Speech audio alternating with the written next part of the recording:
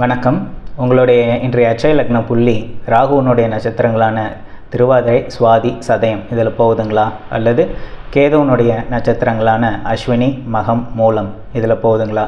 அப்போது நீங்கள் கண்டிப்பாக திகில் படங்களோ, அமானுஷ்ய படங்களோ, இல்லை அது சார்ந்த கதைகளையோ பார்க்கறதோ படிக்கிறதோ தவிர்க்கிறது ரொம்ப ரொம்ப நல்லது. அதிலும் குறிப்பாக இரவு நேரங்களில் இந்த படமோ கதைகளையோ பார்க்கறது தவிர்க்கிறது ரொம்ப ரொம்ப நல்லது. இது என்ன பண்ணுன்னா உங்களுக்கு எதிர்மறையான தாக்கத்தை உங்கள் ஆள் மனதில் ஏற்படுத்தும். அதாவது நெகட்டிவ் இம்பேக்ட் அப்படின்னு சொல்லுவாங்க இல்லையா, அந்த மாதிரி ஒரு விஷயத்தை உங்களுக்கு ஏற்படுத்தி உங்களுக்கு ஆள் மனதில் ஒரு பாதிப்பை ஏற்படுத்தும். இது உங்களுக்கே நடக்கிற மாதிரி நீங்கள் உணர ஆரம்பிப்பீங்க.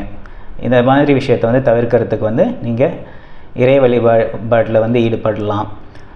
அல்லது உங்களுடைய கற்பனை திறன்கள் இதை வெளிக்கொண்டுட்டு வரக்கூடிய திறமைகளை வளர்த்துக்கலாம். உதாரணத்துக்கு ஓவியம் வரைய கற்றுக்கிறது, இல்லை ஓவியம் வரைகிறது, இல்லை கதை, கவிதை இந்த மாதிரி விஷயங்கள் எழுத கற்றுக்கிறது, இல்லை எழுதுறது, இது போன்ற விஷயங்கள் உங்களுக்கு நல்லாயிருக்கும்.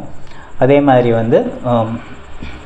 நம்மளுடைய நாட்டு மருத்துவம், சித்த மருத்துவம், ஆயுர்வேதம் இது போன்ற மருத்துவங்களை பற்றி நீங்கள் தெரிஞ்சுக்கலாம். இல்லை அதை பற்றின ஒரு சின்ன ஆராய்ச்சியில் கூட ஈடுபடலாம். அல்லது வேற்றுமொழி கற்றுக்கிறதுக்கு முயற்சி செய்யலாம்.